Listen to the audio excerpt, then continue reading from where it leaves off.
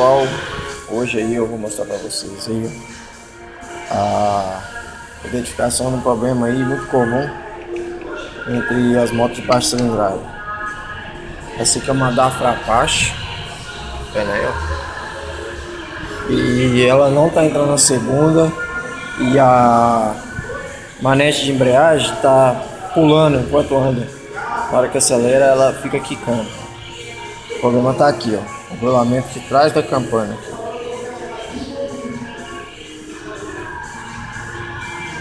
Tá dando uma folga, vocês conseguem ver? No caso aqui, a gente vai ter que abrir o motor inteiro para poder trocar, porque ele só sai de fora para dentro, entendeu?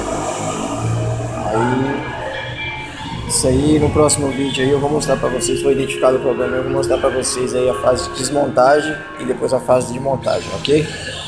Dá uma curtidinha para nós aí e segue a gente aí no YouTube, valeu!